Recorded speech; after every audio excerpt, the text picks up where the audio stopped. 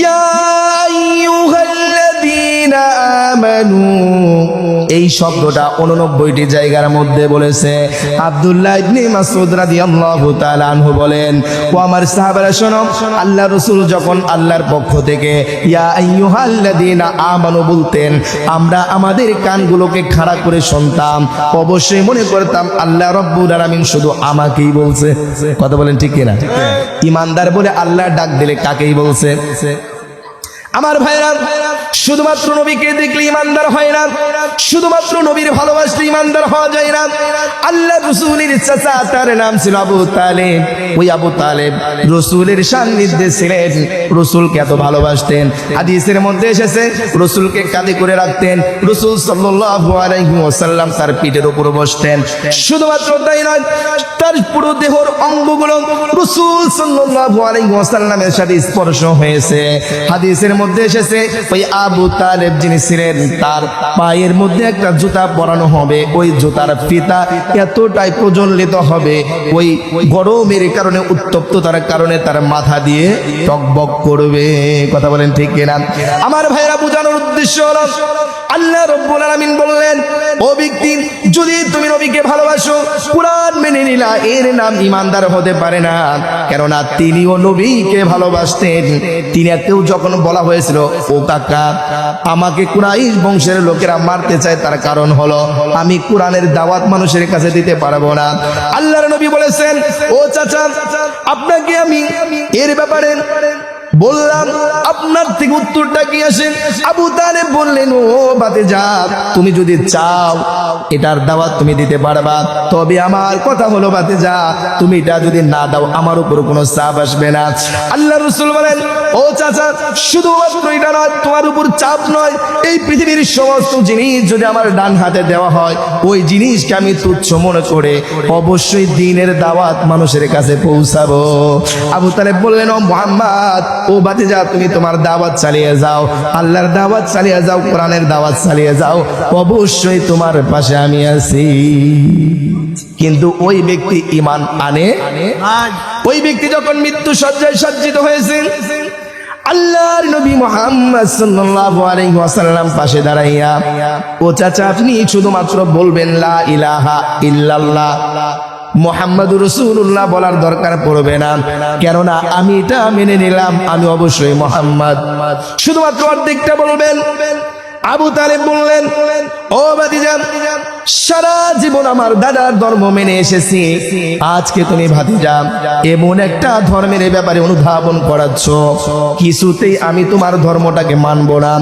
এ কথা বলে যখন তিনি ইন্তেকাল করে গেলেন, আল্লাহ রাসূল যখন বারবার তাকে বলতেছিল, আল্লাহ রাব্বুল আলামিন বললেন, ইন্নাকা লা তাহদি মান আহবাবতা ওয়ালাকিন্নাল্লাহা ইয়াহদি মান ইয়াশা।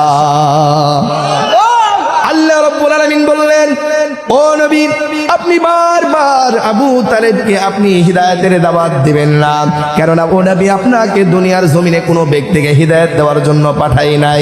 আমি আল্লাহ যাকে পছন্দ করব, ভালোবাসবো, ওই ব্যক্তিদেরকেই শুধুমাত্র হিদায়াত দিতে পারবো। আপনি ভালোবাসলেই তাকে হিদায়াত দিতে পারবেন না। কথা বলেন ঠিক কিনা? শুধুমাত্র তাই নয়, আল্লাহ রাসূল যখন ওই আবু তালেবের কবরের পাশে গিয়ে তিনি মোনাজাত করতেছিলেন, ও আল্লাহ রাব্বুল আলামিন, আমার চাচা আমাকে দুনিয়ার জমিনে ভালোবেসেছে, অবশ্যই আমি তার জন্য দোয়া করি, ও রব্বুল আলামিন তাকে তুমি জান্নাত দান করে দাও। আল্লাহ রাব্বুল আলামিন ফেরেশতাদের মাধ্যমে তাকে জানিয়ে দিলেন, ও মুহাম্মদ, আপনি তাকে দোয়া করবেন না, তিনি মুশরিক ছিলেন, তিনি কুফরি করেছেন। ও রাসূল, আপনি যত দোয়া করুন, আপনার দোয়া আমি রব্বুল আলামিনের কাছে তার ব্যাপারে কোনো দোয়া গ্রহণ হবে না। কথা বলেন ঠিক কিনা? আমার ভাইরা, বলার উদ্দেশ্য হলো, এই পৃথিবীতে যারা বলবে আমরা আল্লাহর প্রতি ঈমান এনেছি, রাসূলের প্রতি ঈমান এনেছি, তার দ্বারা মুমিন হওয়া যায় না, যতক্ষণ না পর্যন্ত আল্লাহ রাব্বুল আলামিন ঈমানদার বলে ডেকে যেই জিনিসটার ব্যাপারে আপনাকে অবগত করেছেন, ওটা যতক্ষণ পর্যন্ত না মানবেন, ততক্ষণ পর্যন্ত আপনি মুমিন হতে পারবেন না। কথা বলেন ঠিক কিনা? এবার আল্লাহ রাব্বুল আলামিন বললেন, ইয়া আইয়ুহাল্লাযীনা আমানু কুনু মিনা লিল্লাহি শুহাদা আবিল কিসত। আল্লাহ রাব্বুল আলামিন ডেকে ডেকে বললেন, ও ইমানদারেরা তোমরা শুনে থাকো, অবশ্যই আমি যখন ইমানদার বলে ডাকি, ওই ইমানদার বলে ডেকে তোমাদেরকে দুইটা উদ্দেশ্য নেই। কোনো একটা ব্যাপারে তোমাকে আদেশ দিব অথবা কোনো একটার ব্যাপারে তোমাদেরকে নিষেধ করব। কথা বলেন ঠিক কিনা? তাহলে আল্লাহ রাব্বুল আলামিন 89টি জায়গায় ইয়া আইয়ুহাল্লাযীনা আমানু বলে ডেকেছেন।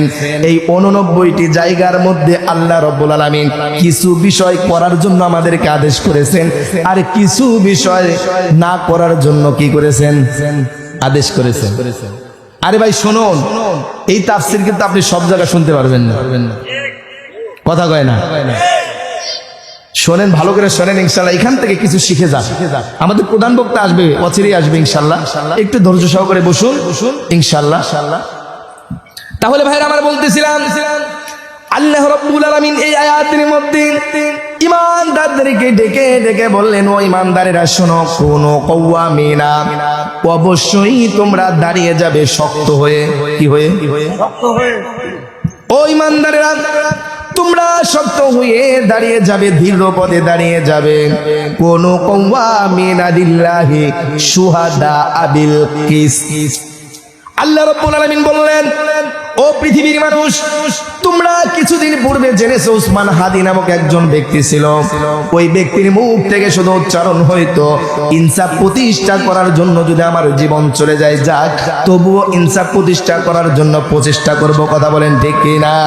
আমার ভাইরা, এই কথাটা শুধুমাত্র তার নয়, আল্লাহ রাব্বুল আলামিন এই আয়াতের মধ্যে এটাই বর্ণনা করে দিয়েছেন, ও ইমানদারেরা শোনো, কুনু কওয়ামিনা লিল্লাহি শুহাদা আবিল কিসত।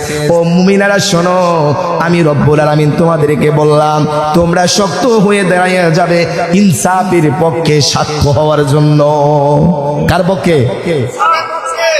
ইনসাফের পক্ষে। ইনসাফ কি? ইনসাফ হলো ন্যায়। ইনসাফ কি? ইনসাফ হলো অন্যায়ের প্রতিরোধ করা অন্যায়ের। সুতরাং অন্যায়ের প্রতিরোধ যারা করবে তাদের পক্ষে সাক্ষ্য দেওয়া আমাদের জন্য ফরজে আইন। কথা বলেন ঠিক কিনা? সুতরাং ইনসাফ প্রতিষ্ঠা করা, আল্লাহ রাব্বুল আলামিন যেহেতু ইমানদার বলে ডেকে ডেকে বলছেন, ওই ইমানদারেরা শোনো, তোমাদেরকে ইনসাফ প্রতিষ্ঠা করার জন্য শক্ত হয়ে দাঁড়াতে হবে। কেননা আপনি যদি ইনসাফ প্রতিষ্ঠা করার ক্ষেত্রে শক্ত হয়ে না দাঁড়ান, আপনি যদি শুয়ে পড়েন, পরবর্তী প্রজন্ম যারা আসবে তারা ঘুমাবে। কথা বলেন ঠিক কিনা? এই জন্য আমার ভাইরা দেখেছেন 16 বছর যেই সরকার আমাদের উপর নির্যাতন এবং নির্যাতনের সব থেকে বড় স্টিম রুলার আমাদের উপর চালিয়েছেন, সেই 16 বছর পর্যন্ত কোন মুসলমান শক্ত হয়ে ইমানের শক্তিতে বলিয়ান হয়ে দাঁড়ায় নাই।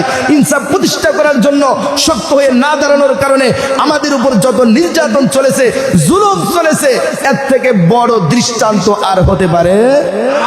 কথা বলে না? সুতরাং আমার ভাইরা, ইনসাফ প্রতিষ্ঠা করার জন্য শক্ত হয়ে দাঁড়াতে কে বলেছেন? আল্লাহ রাব্বুল আলামিন ইমানদারদেরকে কেন শক্ত হয়ে দাঁড়াতে বলেছেন? ইনসাফ প্রতিষ্ঠা করার জন্য। এবার আল্লাহ রাব্বুল আলামিন বলেন, ও পৃথিবীর মানুষ, তোমরা হয়তো মনে মনে ভাববে আল্লাহ শুধু ইমানদারকেই দেখেছে, অন্য কাউকে দেখে নাই। কাফেররাও তো ইনসাফ প্রতিষ্ঠা করার জন্য চেষ্টা করে। আল্লাহ রাব্বুল আলামিন ডেকে ডেকে বলেন, ও ব্যক্তি শোনো, শুধুমাত্র আমার বান্দা শুধু মুমিন হবে, মুমিন ছাড়া অন্য কোনো ব্যক্তি আমার বান্দা হতে পারে না। সুতরাং আমার বান্দাকে আমি ভালোবাসি, আমার বান্দাও যেন আমার দিনকে প্রতিষ্ঠা করার জন্য শক্ত হয়ে দাঁড়ায়। এই দাঁড়ানোর কারণে আমি রব্বুল আলামিন তাকে জান্নাত পর্যন্ত পৌঁছে দেই। সুতরাং আল্লাহ রব্বুল আলামিন বললেন, ও বান্দা শোনো, এই জন্য তোমাদেরকে ইনসাফ প্রতিষ্ঠা করার জন্য শক্ত হয়ে দাঁড়াইতে বলছে। কুনতুম উম্মাতুন খায়রুন লিন-নাস। আল্লাহ রব্বুল আলামিন বলেছেন, তোমরাই হলে উত্তম জাতি, শ্রেষ্ঠ জাতি। উখরিজাত লিন-নাস, কেননা তোমাদেরকে মানুষের কল্যাণের জন্য বানানো হয়েছে। কথা বলেন ঠিক কিনা? আজকে আমাদের দেশে গণভোটে হা দেওয়া, কি দেওয়া? গণভোটে হা দেওয়া, এই ব্যাপারে কথা বললে এক ধরনের লোক বলে এই হুজুররা রাজাকার। কথা বলেন? বলে কি বলে না? আরে ভাই, ইনসাফ প্রতিষ্ঠা করার জন্য গণভোটে হাত দেওয়া, এই কথাটা বলাই যদি আমরা রাজাকার হয়ে যাই, আমি তো মনে করি যেই ব্যক্তি বলবে গণভোটে হা না দিয়ে না ভোট দেওয়া, আমি বলি ও সব থেকে বড় দেশের চাঁদাবাজ। কথা বলেন ঠিক কিনা? ও সব থেকে বড় রাজাকার। কথা বলেন ঠিক কিনা? ও দেশের সব থেকে বড় ডাকাত। কথা বলেন ঠিক কিনা? ও চাচ্ছে আবারও কোন সরকার এসে 16 বছর পর্যন্ত থাকবে, 17 বছর থাকবে, আর বাংলাদেশের উলামায়ে কেরামকে নির্যাতন করবে, সাধারণ মানুষের উপর নিপীড়ন চালাবে, সাধারণ মানুষের থেকে চাঁদা নিবে এবং বড় বড় টাকার অঙ্কগুলো আমেরিকা দিয়ে বাসভবন বানাবে। কথা বলেন ঠিক কিনা? সুতরাং গণভোটে হাত দেওয়ার ব্যাপারে যদি কোনো ব্যক্তি নেগেটিভ চিন্তা ধারণা করে, নেগেটিভ কোনো আইডিওলজি আপনাকে দেয়, মনে রাখবেন ওই ব্যক্তি সব থেকে বড় চাঁদাবাজ। নাকি গণভোটে না বলবেন আপনারা? গণভোটে হাত দিবেন কারা কারা? হাত তুলে দেখান থেকে ইনশাআল্লাহ। নারায়ে তাকবীর, লিল্লাহে তাকবীর। তার মানে বুঝলাম গণভোটে হাত দিতে হবে। এর কারণ হলো আল্লাহ রাব্বুল আলামিন নিজে বলেছেন, ওই ইমানদারেরা তোমরা ইনসাফ প্রতিষ্ঠা করার জন্য কি করো? শক্ত হয়ে দাঁড়াও। কি করে দাঁড়াও? তাহলে আমার ভাইরা, আল্লাহ রাব্বুল আলামিন কুরআনের মধ্যে ইমানদারদেরকে ডেকে ডেকে বললেন, ও ইমানদারেরা তোমরা শোনো, এই পৃথিবীতে তোমাদেরকে দিয়েছে শুধুমাত্র একটা কাজ করার জন্য। ও পৃথিবীর মানুষ, অবশ্যই তোমাদেরকে শক্ত হয়ে দাঁড়াতে হবে ইনসাফ প্রতিষ্ঠা করার জন্য।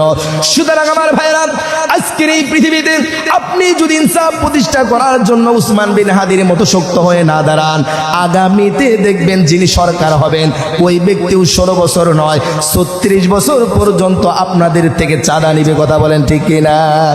সে হোক বিএনপি, সে হোক জামাতে ইসলাম, সে হোক চরমনাই, সে যে কোনো দল হোক না কেন, ওই গণভোটে হাত দেওয়ার পর আপনার একটা ভোট হয়ে গেল, ওই ব্যক্তি 10 বছরের পর আর এই দেশে রাজনীতি করতে পারবে?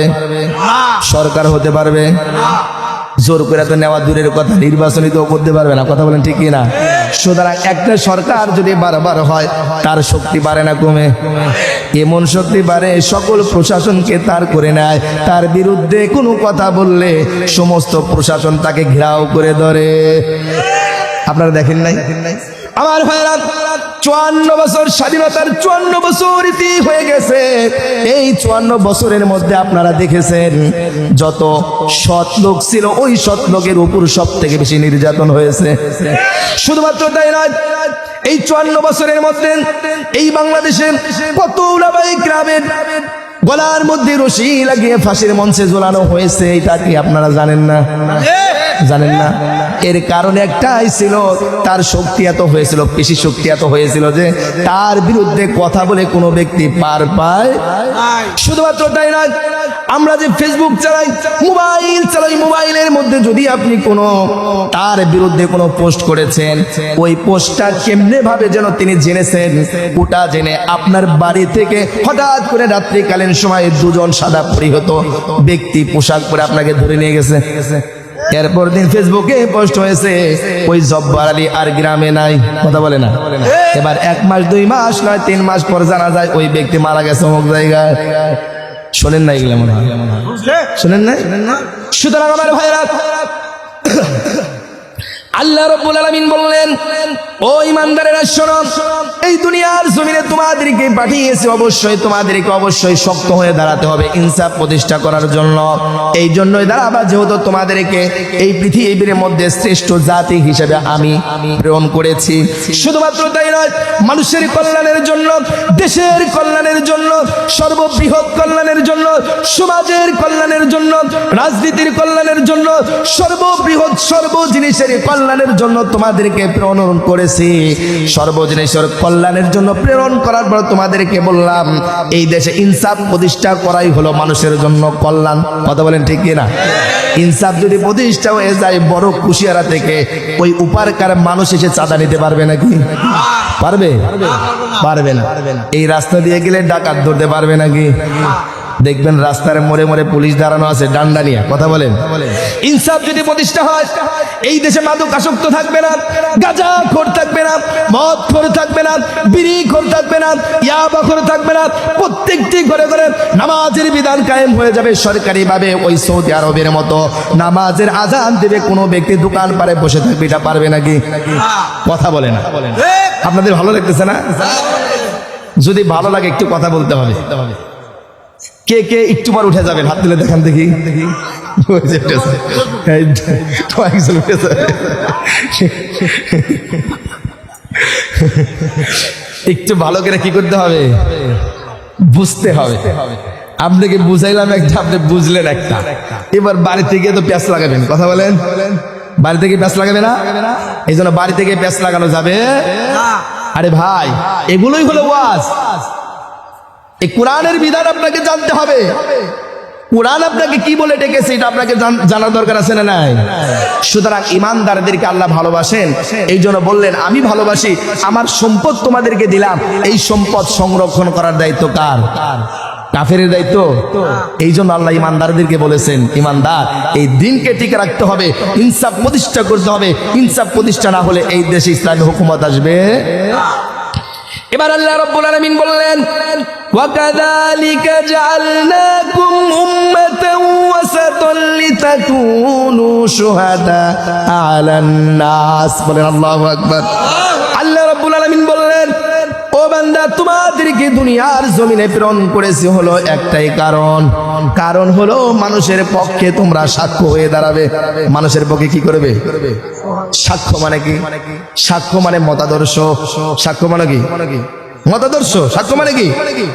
সাক্ষ্য মানে একটা চিহ্ন। কারণ আপনি একজন ব্যক্তির ক্ষেত্রে একটা অপবাদ দিয়ে দিবেন, আপনি দেখলেন কিন্তু সাক্ষ্য দিবেন না, আপনি অপরাধীকে অপরাধী না। সুতরাং এই মতাদর্শ আপনাকে গ্রহণ করতে হবে। ও ব্যক্তি, আপনি মিথ্যা বলে পার পাবেন না, আমি দেখেছি তুমি প্রশাসনের ভয় দেখিয়ে আমাকে ঠেকাতে পারবেন না। কথা বলে না। এই দেশের মাতব্বর, এই সমাজের মাতব্বর যিনি আছেন, ওই ব্যক্তি যদি কোনো ব্যক্তির বিচার করেন, যেই ব্যক্তির ব্যাপারে বিচার করবে, যেই বিচারটা করবে ওর ব্যাপারে যদি আপনি কোনো সাক্ষ্য প্রত্যক্ষদর্শী হয়ে থাকেন, ওই মাতব্বরের ভয়ে যদি আপনি মিথ্যা কথা বলেন, আপনি অপরাধী না? কথা বলে অপরাধী কে অপরাধী না? সুতরাং আল্লাহ রাব্বুল আলামিন বলেছেন, ইমানদারেরা তোমাদেরকে দুনিয়ার জমিনে পাঠাইছে, তোমরাই হলে মানুষের সাক্ষী। কার সাক্ষী? কোন মানুষের সাক্ষী? সৎ মানুষের সাক্ষী। কোন মানুষের সাক্ষী? সুতরাং আমার ভাইরা, সামনে আমাদের এমন একটা পরীক্ষা আল্লাহ রাব্বুল আলামিন দিচ্ছেন, ওই পরীক্ষার মধ্যে আপনাদেরকে বাছাই করতে হবে। ওই ইনসাফের সাক্ষী হওয়ার দরকার আছে না নাই? নাকি এমন ভাবে ভয় পান, গ্রামের মধ্যে যদি কোনো ব্যক্তি জানে 2 দিন পর আর হাঁটতে পারবো না। সুতরাং আমার ভাইরা, ইমানদারদের ইমানকে এমন শক্ত করতে হবে, দুনিয়ার কোনো পরশক্তিকে ভয় করা যাবে না, দুনিয়ার কোনো পেশি শক্তিকে ভয় করা যাবে না, দুনিয়ার কোনো মাতবরকে ভয় করা যাবে না, দুনিয়ার কোনো নেতাকে ভয় করা যাবে না, দুনিয়ার কোনো দুর্নীতিবাজের আইডিওলজি গ্রহণ করা যাবে না। এটা আমার কথা না, আল্লাহর কথা। এই জন্য আল্লাহ রাব্বুল আলামিন দুনিয়ার মানুষকে বলেছেন, ও দুনিয়ার মানুষ শোনো, ইনসাফ প্রতিষ্ঠা করার জন্য অবশ্যই তোমাদেরকে শক্ত হয়ে দাঁড়াতে হবে। আর আপনি যদি শক্ত হয়ে না দাঁড়ান, ইনসাফের সাক্ষ্য না হন, ওই চেয়ারটাকে খালি রাখেন, তাহলে ওই চেয়ার বসে থাকবে না, অন্যজন বসে যাবে। এমন একজন বেইনসাফি বসে যাবে, 2 দিন পর দেখবেন আপনার গোয়ায় লুঙ্গি কথা কয় থাকবে নাকি? আমার ভাইরা, এখানে 50টা চেয়ার দিয়েছেন, কয়টা? 50টা চেয়ার দিয়েছেন। আপনি 10 মিনিট পর এই চেয়ার থেকে উঠে গেছেন। এবার 50 জন মানুষ যদি চেয়ারে বসে থাকে, তার পাশে লোক থাকে না? থাকে না? থাকে না মনে হয়। এখানে যদি তমিজ সাহেব আসে, এবার তমিজ সাহেবের জন্য 50টা চেয়ার বরাদ্দ করলাম। এবার 50টা চেয়ার বরাদ্দ করলে আশপাশের মানুষ ওই চেয়ার ছাড়া দাঁড়ায় থাকে কি থাকে না? এবার ওখান থেকে, মাঝখান থেকে আমাদের ওই ভাই, ওই ভাইয়ের নাম জানো কি? মুস্তফা ভাই। ওই চেয়ার থেকে উঠে গেছে, ওই দোকান বারে শাহিনের দোকানে গিয়ে একটা চা খাবে। চা খাইতে গেলে ওনার জন্য ওই চেয়ারটা বসে থাকবে না, অন্যজন বসে যাবে। আল্লাহ রাব্বুল আলামিন বলেন, ও ব্যক্তি শোনো, এই পৃথিবীতে ইনসাফ প্রতিষ্ঠা করার জন্য যদি তোমরা শক্ত হয়ে না দাঁড়াও, তোমরা যদি বসে যাও, তোমরা যদি সেখান থেকে ঘড়ি মশে করে উঠে চলে যাও, ওই চেয়ার তোমার জন্য বসে রাখবে না, আর একজন বসে যাবে। এমন একজন বেইনসাফি বসে যাবে, 2 দিন পর তুমি নিজে আল্লাহর কাছে দোয়া করবা, ও আল্লাহ, ইনসাফ প্রতিষ্ঠা করার জন্য বের না হওয়ার কারণে আজকে আমার দশা হলো মাটিতে বসতে হবে, চেয়ারে বসার সুযোগ। কথা বলে না? এই জন্য ভাইরা আমার, এই আয়াত থেকে আল্লাহ বুঝালেন, ও পৃথিবীর মানুষ শোনো, তোমরা অবশ্যই শক্ত হয়ে দাঁড়াবে ইনসাফের। পারবো না ইনশাআল্লাহ? আল্লাহ রাব্বুল আলামিন শুধু তাই নয়, ইয়া আইয়ুহাল্লাযীনা আমানু এর জায়গা বলেন আপনাদেরকে আহ্বান করেছেন, আদেশ করেছেন, সেটা হলো আল্লাহ বলেন সূরা তাওবার মধ্যে, ইয়া আইয়ুহাল্লাযীনা আমানু লা তাত্তাখিযু আবাআকুম ওয়া ইখওয়ানুকুম আউলিয়া ইন ইসতাহাব্বুল কুফরা আলাল ঈমান। বলেন আল্লাহু আকবার। আল্লাহ রাব্বুল আলামিন বলেন, ও পৃথিবীর মানুষ শোনো, ইমানদারেরা শোনো, পৃথিবীর ইমানদার ছাড়া অন্য কোনো ব্যক্তিকে আমি এই কথা বলছি না। এখানে আমি ইমানদার ছাড়া অন্য কোনো ব্যক্তিকে আহ্বান করছি না।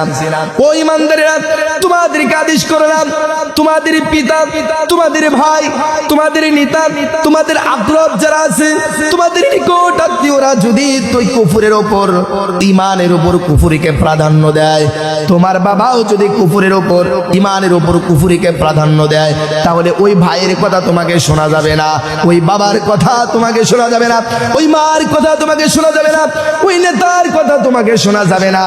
পৃথিবীর যত বড় শক্তিশালী লোকখানা হয়, ওই ব্যক্তির কথা শোনা যাবে নাকি? এবার একজন ব্যক্তি এসে বলল, ভাই অমুক ব্যক্তি আমার এমপি হিসেবে দাঁড়িয়েছে, ওই ব্যক্তিকে ভোটটা দিতে হবে। এবার আপনার চিন্তা করতে হবে, ওই ব্যক্তি ভালো না খারাপ, ওই ব্যক্তি ইনসাফ প্রতিষ্ঠা করতে পারবে কি পারবে না। ওই ব্যক্তি যদি ইনসাফ প্রতিষ্ঠা করতে না পারে, আর ওই ব্যক্তির ব্যাপারে আপনি একটা সাক্ষ্য দিয়ে দিবেন, মনে রাখবেন আপনি ইমানের ওপর কুফরিকে প্রাধান্য দিলেন, ওই ইমানের ওপর কুফরিকে প্রাধান্য দেওয়ার কারণে আপনি শিরক করেছেন। কি করেছেন? ওই যে বললাম, কিয়ামতের দিন একদল লোক জারি হয়ে যাবেন, ও রব্বুল আলামিন আপনি আমাকে কিয়ামতের দিন আমলনামা দিয়েছেন, আমলনামার মধ্যে কিছু নাই। আল্লাহ রব্বুল আলামিন ডেকে ডেকে বলবেন, ও বান্দা, তুমি দুনিয়ার জমিনে নামাজ পড়েছো ঠিক আছে, দুনিয়ার জমিনে হজ করেছো ঠিক আছে, দুনিয়ার জমিনে মানুষের সাথে ভালো আচরণ করেছে, সব ঠিক আছে, তবে দুনিয়ার জমিনে তুমি দুটো কাজ করতা। আমি রব্বুল আলামিন দুনিয়ার জমিনের মানুষকে বলে দিয়েছিলাম, ওয়ালাউ আশরাকু লাহাবিতা আনহুম মা কানু ইয়ামালুন।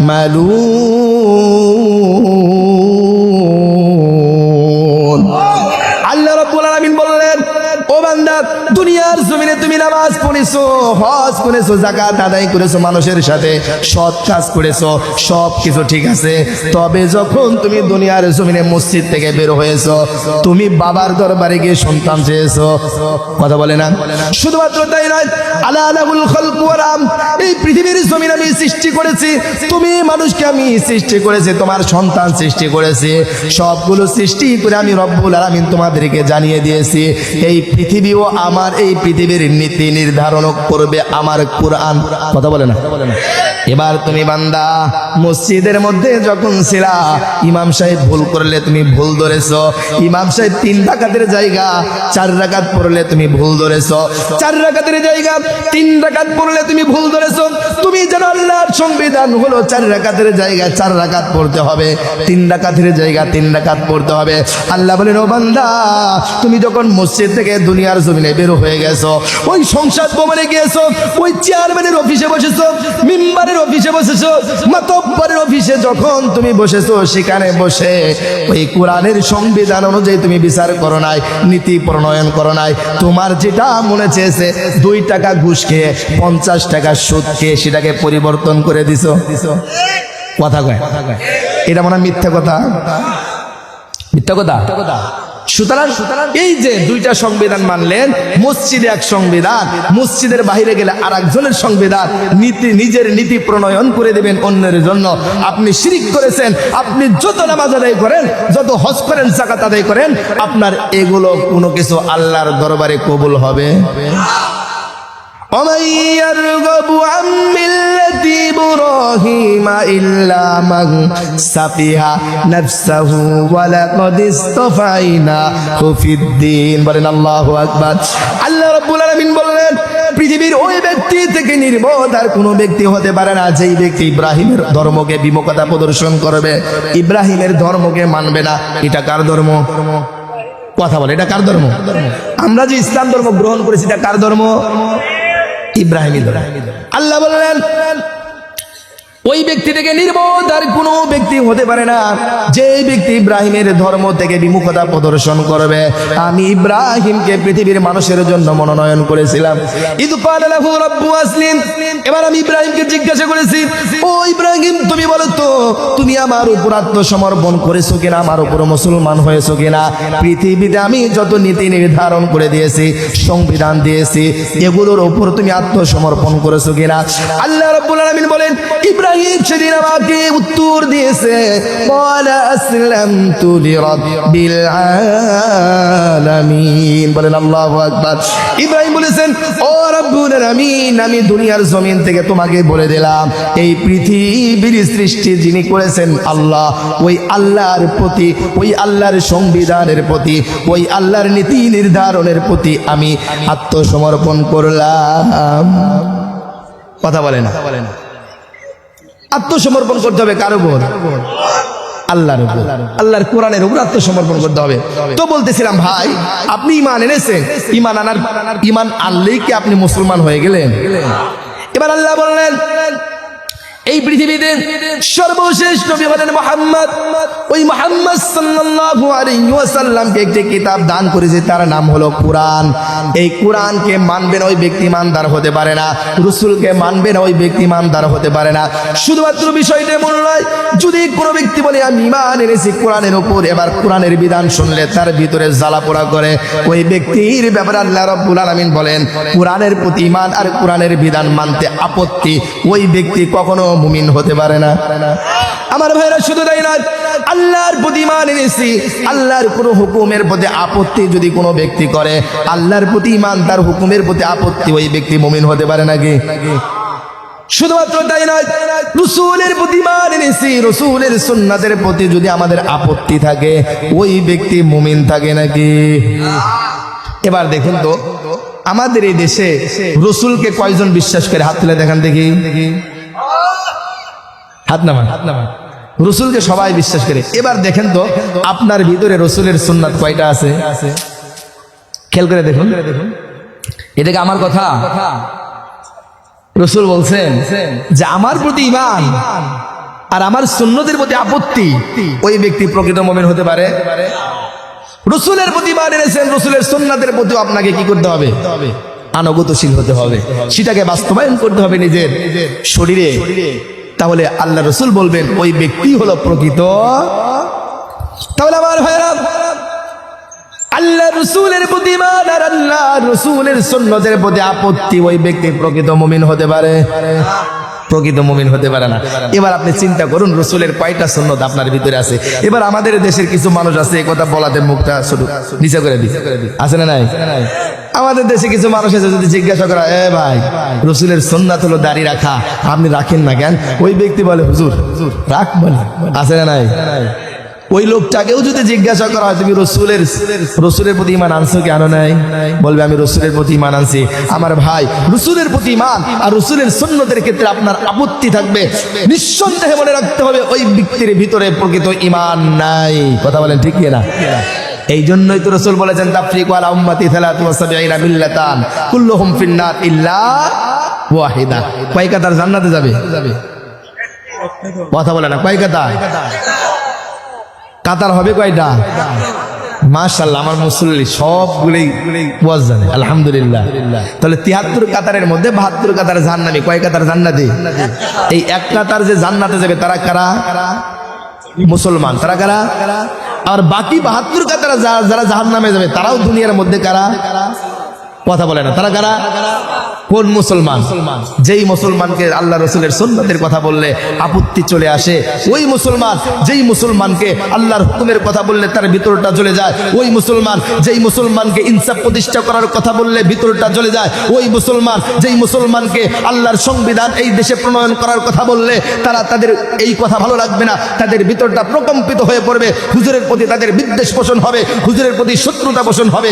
ওই ব্যক্তিগুলোই ৭২ কাতারের কাতার, যেই কাতারগুলো জাহান্নামে যাবে। কথা বলেন ঠিক কি না? তাদের উপর আর ভিতর কখনো এক। আমার ভাইরা, এবার আল্লাহ রাব্বুল আলামিন মুসলমানদেরকে ডাক দিলেন, ইয়া আইয়ুহাল্লাযীনা আমানু লা তাত্তাখিদুল ইয়াহুদা ওয়ান নাসারা আউলিয়া বা'দুহুম আউলিয়া ও বা'দ। আল্লাহু আকবার বলবেন না?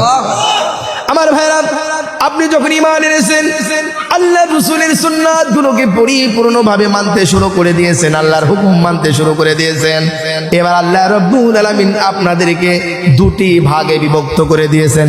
কয়টা? আল্লাহ রাব্বুল আলামিন বললেন, যখন তুমি মুমিন থেকে মুসলমান হয়ে গেলে তোমার জন্য দুইটা কর্মসূচি। কয়টা কর্মসূচি? এক নম্বর কর্মসূচি হলো ওই রাসূল, ওই আল্লাহর ভালোবাসার জন্য দুনিয়ার মধ্যে কিছু মানুষকে শত্রু মনে করতে হবে। কিছু মানুষকে কি করতে হবে?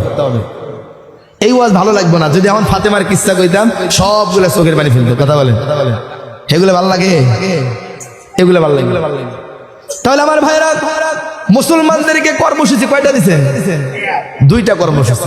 এক নম্বর কর্মসূচি হলো আল্লাহ এবং আল্লাহ রসুলকে ভালোবাসার ক্ষেত্রে কারো প্রতি বিদ্বেষ পোষণ করা, শত্রু মনে করা, আল্লাহ এবং আল্লাহ রসুলকে ভালোবাসার জন্য কারো প্রতি শ্রদ্ধা নিবেদন করা, কারো প্রতি মহাব্বত পয়দা করা। কথা বলেন ঠিক কি না? তাহলে আমার ভাইরা, আল্লাহ রাব্বুল আলামিন বললেন, ও পৃথিবীর মুমিনেরা শোনো, তোমরা যখন প্রকৃত মুমিন হয়ে গেলে তোমাদের জন্য দুটো কর্মসূচি দিয়ে দিলাম। এক নম্বর কর্মসূচি হলো এই দুনিয়ার জমিনে কিছু মানুষকে শত্রু মনে করতে হবে আল্লাহ এবং আল্লাহর রাসূলের মহব্বতের কারণে। এবার আল্লাহ রাব্বুল আলামিন বলেন, ইয়া আইয়ুহাল্লাযীনা আমানু লা তাত্তাখিদুল ইয়াহুদা ওয়ান নাসারা আউলিয়া বা'দ ওয়া মান ইয়াতাওয়াল্লাহুম মিনকুম ফাউলাইকা হুমুদ যালিমুন। আল্লাহ রাব্বুল আলামিন বললেন, ঈমানদারেরা, তোমরা আল্লাহ এবং আল্লাহ রাসূলকে মহব্বতের কারণে কিছু মানুষকে কি মনে করতে হবে? শত্রু মনে করতে হবে। এবার আমাদের দেশে এরকম মানুষ আছে না নাই? মুসলমান আর একজন হিন্দুর সাথে ঝগড়া লাগছে। কথা বুঝছেন? মুসলমান আর একজন হিন্দুর সাথে ঝগড়া লাগছে, হিন্দুর সাথে তার বন্ধুত্ব, হিন্দুর দোষ বেশি, অমুসলিমের দোষ বেশি, কিন্তু মুসলমান তার বন্ধু না হওয়ার কারণে হিন্দুর দিকে টেনে টেনে কথা কয়। এরকম লোক আছে না নাই? এই দেশের সব থেকে বড় গাঁজাখোর, মদখোর, হিরোইনখোর, বাবাখোর, ইয়াবাখোর, সব থেকে খারাপ নিকৃষ্ট মানুষ, তার সাথে ভালো বন্ধুত্ব, ওই ব্যক্তির একজনের সাথে ঝগড়া ফাসাদ লেগেছে, হালকা খুনসুটি হয়েছে, ওই ব্যক্তি সৎ। এবার যেই ব্যক্তির বন্ধু খারাপ, ওই ব্যক্তিকে যদি জিজ্ঞাসা করে, আরে ভালোকে বলে তো, ওর সাথে যে খুনসুটি লেগেছে দোষীকে, উনি কাকে দোষারোপ করবে? ভালোকে দোষারোপ করবে না? আল্লাহ রাব্বুল আলামিন বললেন, ও পৃথিবীর মানুষ শোনো, তোমাদের অভ্যাস হবে যার শক্তি বেশি হবে তার দিকে টেনে টেনে তোমরা কথা বলবা, কিন্তু আমি রব্বুল আলামিন তোমাদেরকে কোরআনের মধ্যে একটা সংবিধান প্রণয়ন করে দিলাম। ইয়া আইয়ুহাল্লাযীনা আমানু লা তাত্তাখিদুল ইয়াহুদা ওয়ান নাসারা আউলিয়া। আল্লাহু আকবার বলেন। আল্লাহ রাব্বুল আলামিন বললেন, ও ঈমানদারেরা শোনো, তোমরা কখনো কাফির মুশরিকদেরকে বন্ধু হিসেবে গ্রহণ করবা না। দুনিয়ার জমিনে যেই ব্যক্তি সব থেকে বড় খারাপ থাকবে, যেই ব্যক্তি মদখোর থাকবে, ইয়াবাখোর থাকবে, হিরোইনখোর থাকবে, সব থেকে বড় খারাপ লোক থাকবে, ওই ব্যক্তির বন্ধুত্ব গ্রহণ করা যাবে, নাসারাদের বন্ধুত্ব গ্রহণ করা যাবে, পত্তলিকদের বন্ধুত্ব গ্রহণ করা যাবে, হিন্দুদের বন্ধুত্ব গ্রহণ করা যাবে। আল্লাহ রাব্বুল আলামিন বলেন, ওয়া মান ইয়াতাওয়াল্লাহুম মিনকুম ফাউলাইকা হুমুদ যালিমুন। যদি কোনো মুমিন ব্যক্তি তাদেরকে বন্ধু হিসেবে গ্রহণ করে, আল্লাহ বলেন ওই ব্যক্তি হলো জালেম। ওই ব্যক্তিকে জালেম। তাহলে বুঝলেন, আল্লাহ প্রথম ইয়া আইয়ুহাল্লাযীনা আমানু বলে ডাক দিয়ে আদেশ করেছেন, ওই ইমানদারেরা তোমরা ইনসাফের পক্ষে সাক্ষ্য হয়ে শক্তভাবে দাঁড়িয়ে যাও। এক নম্বর, এই ক্ষেত্রে ইনসাফ প্রতিষ্ঠা করার জন্য কি করে দাঁড়াতে হবে? শক্ত হয়ে দাঁড়াতে হবে। দুই নম্বর, আল্লাহ আদেশ করলেন, আমি বলছিলাম যে হে ইমানদারেরা তোমরা তোমাদের পিতামাতা, তোমাদের আত্মীয় স্বজন, স্ত্রী এগুলোকে বাদ দিবা যখন তাদের ভিতরে ইমানের উপর কুফর এটা প্রাধান্য পেয়ে যাবে। ইমানের উপর কুফরি প্রাধান্য কেমন? প্রাধান্যটা হলো এটা যে দ্বীনি ক্ষেত্রে তার মন মানসিকতা ভালো থাকবে না, ওয়াদিনের ক্ষেত্রে তার মন মানসিকতা কি থাকবে? কথা বলে। এই সমাজের মধ্যে গান বাজনা হয় কি হয় না? হয় না? যেই ব্যক্তি গান বাজনার পক্ষে কথা বলে ওই ব্যক্তির ভিতরে ঈমান বেশি না কম? ওই ব্যক্তির ভিতরে কুফরি আছে না নাই? আল্লাহ বলেছেন গান বাজনা করা যাবে না, ওই ব্যক্তি সমর্থন দিয়ে যায় গান বাজনা সমাজে হবেই, ওই ব্যক্তির ভিতরে কুফরি আছে না নাই? এবার ওই ব্যক্তির পিতামাতা, ওই ব্যক্তির ছেলে সন্তানগুলো ওই ব্যক্তির কথা শোনা যাবে? এবার যদি ছেলে সন্তান তার কথা না শুনে, এবার বলবে হুজুর আমার ছেলে তো আমার কথা শুনে না। আরে বেটা তোর কথা কেন শুনবে? তোর ভিতরে তো কুফরি আছে ইমানের উপর। কথা বলে না? আছে না? এই জন্য আমার ভাইরা, ইমানের উপর কুফরিকে যেই ব্যক্তি প্রাধান্য দিবে ওই পিতার কথা শোনা যাবে, ওই বাবার কথা শোনা যাবে, ওই ভাইয়ের কথা শোনা যাবে, ওই স্ত্রীর কথা শোনা যাবে? যাবে না। সুতরাং ওই পিতাকে বাদ দিতে হবে, ওই ভাইকে বাদ দিতে হবে, ওই লিডারকে বাদ দিতে হবে, ওই নেতাকে বাদ দিতে হবে। কথা বলেন ঠিক কি না? তিন নম্বর আপনাদেরকে আদেশ করেছেন আল্লাহ, ওই ইমানদারেরা শোনো, তোমরা কখনো অমুসলিমদেরকে বন্ধু হিসেবে চয়ন করবা না, কোনো কুফরি মতবাদওয়ালা ব্যক্তিকে বন্ধু হিসেবে চয়ন করবা না। কেননা ওই ব্যক্তিরা একে অপরের বন্ধু। তুমি ভালো মানুষ, তাদের বন্ধুত্ব স্থাপন করলে কয়েকদিন পর তোমাকে সরায়া দিবে। কথা বলে না? একজন খারাপ মানুষের সাথে আপনি বন্ধুত্ব করবেন, কয়েকদিন আপনার সাথে মিলেমিশে থাকবেন, টাকা যত খরচ করবেন আপনার সাথে বন্ধুত্ব থাকবে। এবার আপনি টাকা তার পিছনে খরচ করবেন না, 2 দিন পর আপনাকে লাত্তি দেখে দেয়া দিবে। কথা বলেন ঠিক নাই কথাটা? এই জন্য আল্লাহ বলেন তারা তাদের বন্ধু। আমাদের মধ্য থেকে কোনো ব্যক্তি যদি তাদের বন্ধুত্ব হিসেবে গ্রহণ করে নেয়, আল্লাহ বলেন তারা হলো জালেম। তারা কি? তাহলে আমার ভাইরা বলতেছিলাম, আল্লাহ রাব্বুল আলামিন বললেন ও ঈমানদারেরা তোমাদের জন্য 2টি কর্মসূচি দিয়ে দিলাম। 1 নম্বর কর্মসূচি হলো এই পৃথিবীতে কিছু মানুষকে মহব্বত করতে হবে, ভালোবাসতে হবে আল্লাহ এবং আল্লাহর রাসূলের জন্য। কথা বলেন। 2 নম্বর হলো কিছু মানুষকে শত্রু মনে করতে হবে, দুশমন মনে করতে হবে, তাদের সাপোর্ট করা যাবে না আল্লাহ এবং আল্লাহর রাসূলের মহব্বতের কারণে। আল্লাহ এবং আল্লাহ রাসূলের মহব্বতের। তাহলে আমরা বুঝলাম আল্লাহ এবং আল্লাহ রাসূলের মহব্বতের কারণে কাদেরকে শত্রু মনে করব? তাদেরকে পাইনি আমরা? পাইছি না? গেল। এবার কাদেরকে বন্ধু মনে করব এটা জানা দরকার আছে না নাই? আল্লাহ বললেন ইন্নামা ওয়ালিয়ুকুমুল্লাহু ওয়া রাসূলুহু ওয়াল্লাযীনা আমানুল্লাযীনা ইউকিমুনাস সালাহ। আল্লাহ রাব্বুল আলামিন বললেন ও পৃথিবীর ঈমানদারেরা তোমরা ওই ব্যক্তিদেরকে সাপোর্ট করবা, ওই ব্যক্তিদেরকে বন্ধু হিসেবে গ্রহণ করবা, অভিভাবক হিসেবে গ্রহণ করবা যারা আল্লাহ এবং আল্লাহর রাসূলের প্রতি আন্তরিক।